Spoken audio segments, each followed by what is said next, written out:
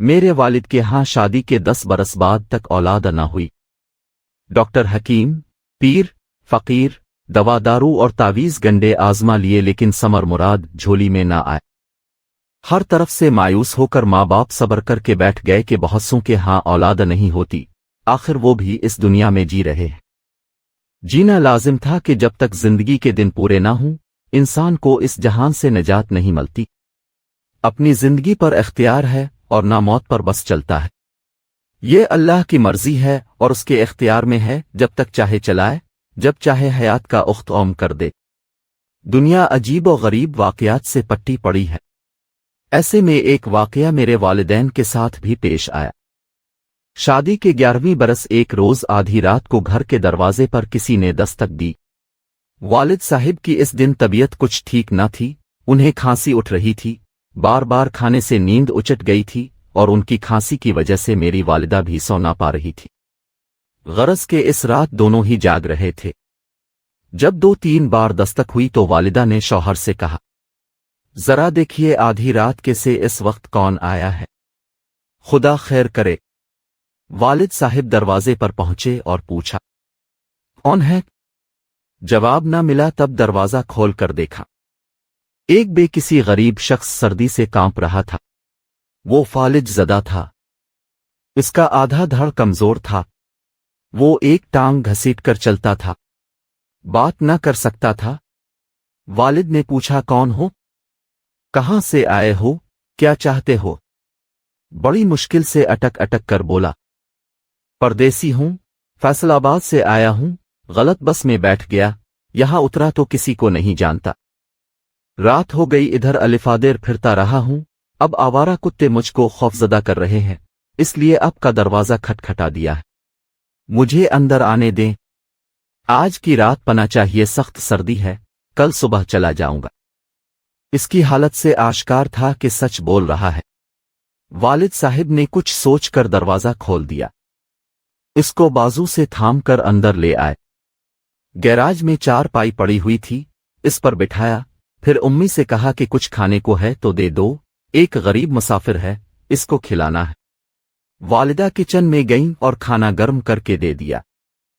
والد صاحب نے اس آدمی کو کھانا کھلایا اور اپنے ڈرائیور کا بستر کھول کر 4 پائی پر بچھا دیا اور کہا کہ رضائی اوڑھ کر سو جاؤ۔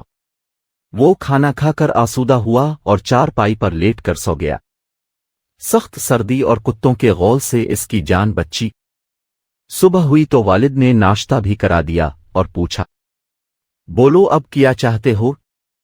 اس نے اسی طرح بہت دشواری سے اٹک اٹک کر کہا کہ فیصل آباد جانے والی بس میں سوار کرا دیں۔ سہا ڈرائیور آ گیا۔ والد نے اس کو ٹکٹ کی رقم دے کر کہا کہ جاؤ اس غریب آدمی کو مطلوبہ بس میں بٹھا کر آ جاؤ۔ چلتے وقت اس بے کس نے ہاتھ اٹھا کر دعا دی، خدا تمہارے بچوں کو سلامت رکھے۔ والد صاحب نے کہا، تمہاری دعا اپنی جگہ، لیکن میاں افسوس کے شادی کے 11 برسوں بعد بھی اللہ تعالیٰ نے مجھ کو اس نعمت سے محروم رکھا ہے جس کو اولاد کہا جاتا ہے، لہٰذا یہ دعا میرے کام کی نہیں ہے، کوئی اور دعا دو۔ اس شخص نے جیب سے ایک پڑیا نکالی اور بولا، اللہ تعالیٰ تم کو ضرور اولاد کی نعمت سے نوازے گا، یہ پڑیا ہے، اس میں میرے پیر و مرشد کی عطا کردہ راکھ ہے، آدھی تم پانی سے پھانک لینا اور آدھی اپنی بیوی کو کھلا دینا، انشاءاللہ جلد اولاد کی خوشخبری ملے گی۔ والد صاحب اس مسکین و بے بس آدمی کی اس ادا پر ہنس پڑے جو خود بغیر سہارے ٹھیک طرح چل نہ سکتا تھا، وہ اولاد کے لیے مرشد کی عطا کردہ راکھ دے رہا تھا۔ بہرحال اس کا دل رکھنے کو انہوں نے وہ پڑیا اس سے لے لی۔ جب وہ چلا گیا تو پڑیا کو کھول کر دیکھا، واقعی اس میں راکھ تھی۔ والدہ کو قصہ بتایا، وہ ضعیف الاعتقاد زیادہ تھیں، پیروں فقیروں کو مانتی تھیں۔ انہوں نے بسم اللہ پڑھ کر آدھی راکھ جو چٹکی بھر ہوگی خود پھانک لی اور آدھی اپنے شریک حیات کو دے کر کہا کہ تم بھی پھانک لو، کیا خبر آدھی رات کو اللہ پاک نے ہمارے گھر رحمت کا فرشتہ بھیجا ہو اس معذور انسان کو ہمیں آزمانے کے لیے۔ والد صاحب نے راکھ کو ہوا میں آڑا کر کہا کہ اگر ایسے لولے لنگڑے انسانوں کی دی ہوئی دوائیں تیر با ہدف ہو جائیں تو یہ خود نہ ان کو کھا کر صحیح و سالم ہو جائیں، پھر لنگڑے لولے کیوں رہیں؟ تم بھی کمال بات کرتی ہو۔ میں نے شخص ترس کھا کر اس کو گیراج میں پناہ دی کہ کہیں آوارہ کتے بھمبھوڑ نہ ڈالیں، بیچارہ فالج کا مارا دوڑ بھی نہ سکتا تھا۔ خیر نیکی کر دریا میں ڈال والی بات سمجھ کر اس واقعے کو فراموش کر دیا، لیکن 2 ماہ بعد والدہ کو احساس ہوا کہ وہ امید سے ہے۔ کسی کو یقین نہ آ رہا تھا۔ چیک اپ کرایا تو لیڈی ڈاکٹر نے تصدیق کر دی۔ بس پھر میرے والدین کی خوشی کا کوئی ٹھکانہ نہ رہا۔ یہ محض اتفاق تھا، رب کی مہربانی تھی کہ ایک مسافر بیکس کو آدھی رات میں پناہ دی تھی، یا پھر اس راکھ کی پڑیا کی کرامت تھی، یہ اللہ جانتا ہے، لیکن مراد بر آئی تھی اور انہونی ہو گئی تھی۔ والدہ کے یہاں ایک ساتھ 2 بچوں کی پیدائش ہوئی، دونوں جڑواں بچیاں تھیں۔ بدقسمتی سے ایک صحیح سالم مگر دوسری بچی کچھ کمزور اور بیمار پیدا ہوئی۔ میں وہ تھی جو صبح سالم تھی، اور میری جڑواں بہن شاکرا تھی جس کی ایک ٹانگ پیدائشی کمزور تھی اور ایک بازو بیکار تھا۔ خیر یہ اللہ کی مرضی، بہت علاج اس کا کرایا لیکن شفا نہ ہوئی۔ ہم دونوں وقت کے ساتھ ساتھ بڑی ہوتی گئیں۔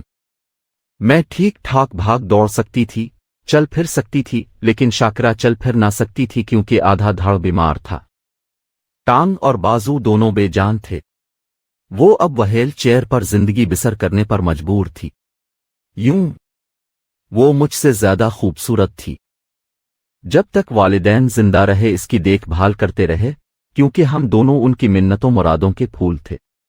وہ دونوں کو چاہتے تھے کہ ہم بہنیں ان کی آنکھوں کا نور اور دل کی ٹھنڈک تھیں۔ تاہم مجھے سے زیادہ ان کو شاکرا کی فکر کھائے جاتی تھی۔ میں نے BA پاس کر لیا اور وہ اسکول بھی نہ جا سکی، اپنی معذوری کی وجہ سے کوئی ہنر نہ سیکھ پائی۔ بس تھوڑا بہت جو امی ابو اور میں نے اسے گھر پر پڑھا دیا، اس نے پڑھ لیا۔ BA کے بعد میں نے یونیورسٹی جانے کی خواہش کا اظہار کیا۔ والد صاحب نے داخلہ دلوا دیا کیونکہ ان کو میری ہر خوشی کا پاس رہتا تھا۔ ہم دونوں بہنوں کے بعد ان کے یہاں پھر اولاد نہ ہوئی، ہم ہی ان کا سب کچھ تھے۔ جب میں نے MA کر لیا، والدین کو میری شادی کی فکر ہوئی۔ انہی دنوں مجھے کو اپنے کلاس فیلو ریحان نے پرپوز کر دیا، جو مجھ سے محبت کرنے لگا تھا۔ میں بھی اسے پسند کرتی تھی۔ اس نے شادی کے لیے کہا تو میں نے جواب دیا، اپنے والدین کو ہمارے گھر بھیجو، امی ابو ہاں کر دیں گے تو ہماری شادی ہو جائے گی۔ وہ اپنے والدین کے ہمراہ ہمارے گھر آیا۔ میرے والدین نے اس کو پسند کیا، لیکن ساتھ عجیب شرط رکھ دی کہ اگر اس کے والدین اپنے دوسرے بیٹے کے لیے شاکرا کا رشتہ قبول کر لیں تو وہ میرا بیاہ ریحان سے کر دیں گے، ورنہ انکار ہے۔ یہ شرط سن کر اس کے والدین سکتے میں آ گئے، کیونکہ شاکرا گرچہ خوبصورت تھی اور پڑھی لکھی بھی نہ تھی۔ بہرحال اس وقت انہوں نے یہی جواب دیا کہ سوچ کر بتائیں گے، لیکن گھر جا کر اس معاملے پر سرمہری اختیار کر لی گئی تھی۔ ریحان کو مجھ سے بہت محبت تھی اور وہ میرے علاوہ کسی اور سے شادی نہ کرنا چاہتا تھا۔ یہی حال میرا بھی تھا، لیکن اس کے والدین میرے والدین کی شرط پوری کرنے سے قاصر تھے۔ ریحان کا ایک ہی چھوٹا بھائی تھا جو انجینئر نک کے آخرمی سال میں تھا۔ جب اس نے والدین کی زبانی میرے گھر والوں کی شرط کا سنا تو ریحان کی خاطر اس نے شاکرا کو دیکھنے کی خواہش کا اظہار کیا۔ دراصل وہ اپنے بھائی سے بہت محبت کرتا تھا اور ریحان کو کسی صورت مایوس دیکھنا نہ چاہتا تھا۔ اصرار کر کے وہ والدین کو ہمارے گھر لایا۔ اس کا نام فیضان تھا۔ فیضان شاکرا سے ملا، کچھ دیر باتیں کیں، پھر اس نے میرے اور اپنے والدین کو رضامندی کا اندیا دے دیا کہ وہ شاکرا سے شادی کرے گا۔ یہ ایک بہت بڑی خوشخبری تھی میرے والدین کے لیے، مگر ریحان کے ماں باپ بالکل خوش نہ تھے۔ ایک بیٹے کی خوشی کی خاطر دوسرا قربانی کا بکرا بن گیا تھا۔ ایک معذور لڑکی کو قبول کر رہا تھا۔ والدین کو فیضان نے تعویلیں دے کر قائل کر لیا۔ یوں ہم دونوں بہنوں کی شادی ایک ہی گھرانے میں 2 بھائیوں سے ہو گئی۔ پہلے شاکرا دلہن بنی اور پیا گھر رخصت ہو گئی۔ وہیل چیئر وہ اپنے ساتھ جہیز میں لے کر گئی۔ دوسرے روز میرا نکاح اور پھر رخصتی ہو گئی۔ یہ ایک انہونی تھی جو ہو گئی۔ میرے دیور نے ہم پر رحم کھا کر شاکرا سے شادی نہیں کی تھی۔ ان کا کہنا ہے کہ اسے پہلی نظر دیکھتے ہی محبت ہو گئی تھی۔ وہیل چیئر پر بیٹھی ایک معذور لڑکی کی معصوم صورت نے جانے فیضان پر کیا جادو کیا کہ اس کی معذوری بھی ارادے کی راہ میں حائل نہ ہو سکی، اور دونوں آج نہایت کامیاب ازدواجی زندگی گزار رہے ہیں۔ خدا کی قدرت کے ہم ابھی تک اولاد سے محروم ہیں، لیکن فیضان اور شاکرہ کو اللہ تعالی نے 4 پیارے پیارے بچوں سے نوازا ہے جن کو ہم اپنے بچے سمجھتے۔ یہ اللہ کی دین ہے، جس کو چاہے جو دے، جس پر جب چاہے مہربان ہو جائے۔ اپنی حکمتیں وہ خود جانتا ہے، جو راز ہم نہیں جان سکتے وہ ان رازوں کا امین ہے۔ ہم اب بھی ایک ساتھ رہتے ہیں۔ میری بہن اولاد جنم دینے کے قابل ہے لیکن پال نہیں سکتی، لہٰذا ان کی اولادوں کو میں نے بہت پیارے اپنے بچے سمجھ کر پالا ہے۔ یہ بچے مجھے بڑی امی اور اپنی سگی ماں کو چھوٹی امی کہتے ہیں، اور ہم چاروں ان سے اس قدر محبت کرتے ہیں کہ ان کی وجہ سے علیحدہ نہیں ہوتے، اکٹھے رہتے۔